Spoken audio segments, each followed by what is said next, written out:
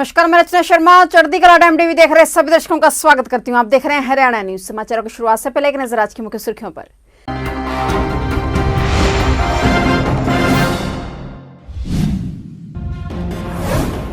Supreme court के आदेश के बाद पहली बार हुई किसान और सरकार की मीटिंग। 51 दिनों से चल रहा है किसान आंदोलन।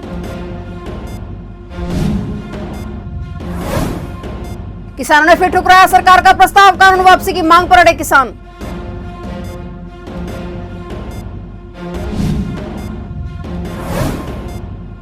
सरकार ने सुप्रीम कोर्ट के फैसले का दिया हवाला। कृषि मंत्री ने किसानों के रुख पर जताई नाराजगी।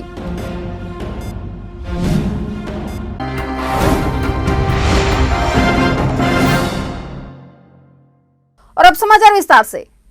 देश भर में आज 15 जनवरी को भारतीय थल सेना दिवस मनाया जाता है। इसे लेकर संवैधानिक पदों पर बैठे देश के दिग्गजों और सेना के पदाधिकारियों ने थल सेना के प्रति अपना सम्मान जाहिर किया है। प्रधानमंत्री नरेंद्र मोदी ने भी देश के सैनिकों के प्रति आभार व्यक्त करते हुए कहा कि मां भारती की रक्षा में पल पल मुस्तैद देश के पराक्रमी सैनिकों और उनके परिजनों को सेना दिवस की हार्दिक बधाई। हमारी सेना सशक्त, साहसी और संकल्पबद्ध है, जिसने हमेशा देश का सर गौरव से ऊंचा किया है। समस्त देशवासियों की ओर से भारतीय सेना को मेरा नमन। वहीं गृह मंत्री अमित शाह, राष्ट्रपति रामनाथ कोविंद ने भी भारतीय सेना के साहस और बलिदान को नमन करते हुए ट्वीट किया है।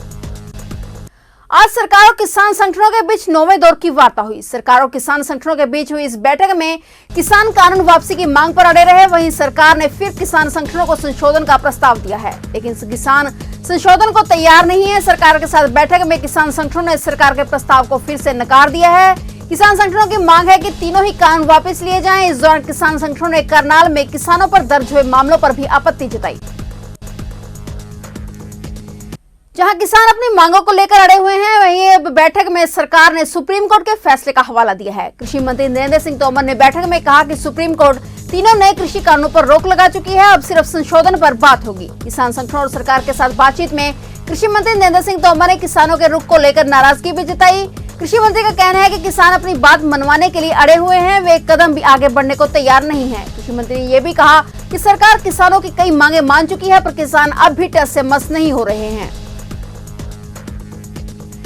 केंद्रीय मंत्री रामदास अठावले ने बयान दिया है कि देश के किसान नेता किसानों को तकलीफ दे रहे हैं, इस ठंड में उन्हें बर्बाद करने का काम कर रहे हैं। उन्होंने कहा कि किसानों की आमदनी दोगुनी करना सरकार का मकसद है और ये कानून उसी से जुड़ा है। सरकार किसान बिल में संशोधन करने को तैयार है और इस मुद्दे पर सुप्रीम कोर्ट का जो भी निर्णय आएगा, केंद्र सरकार उसे मानेगी और किसानों को भी उनका निर्णय मानना चाहिए।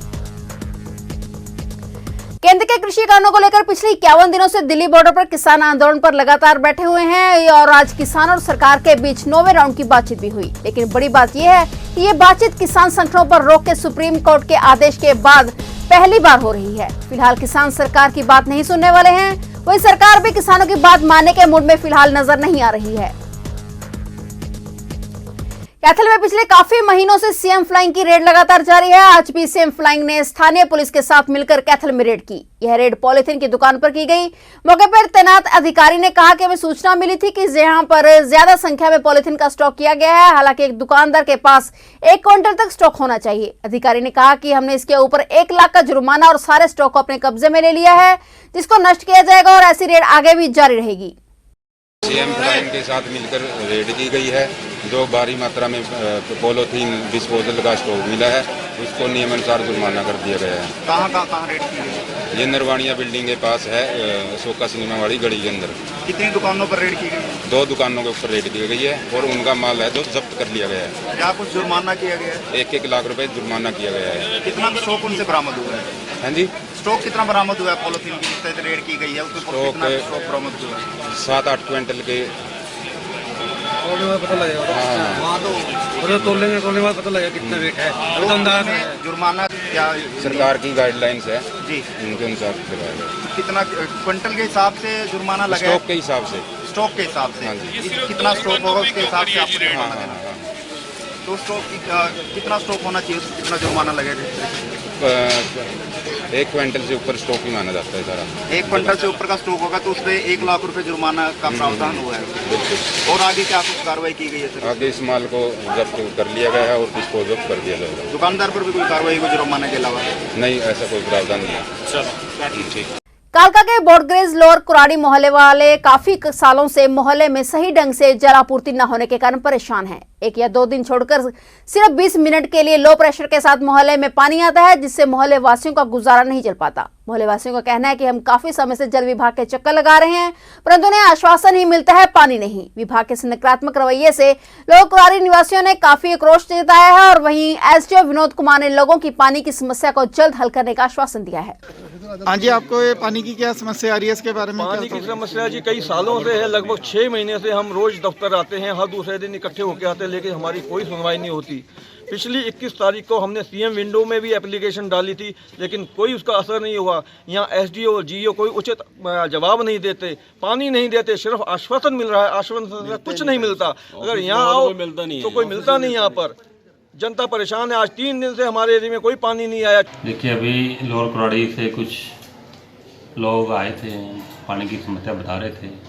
जी साहब को आदेश दिए हैं, चेक करें, और मैं सुबह खुद भी देखूंगा ताकि लोग पानी से वंचित ना रहें, उनको मूलभूत सुविधाएं मिलती रहें। और जितने भी हमारे वहाँ पे जोन है वो सारे रिव्यू करेंगे, ताकि किसी एरिया में अगर पानी कम जा रहा है या टाइम कम है या किसी और तरह की समस्या है वो पूरी कर सकें और लोगों को पानी मिल सके।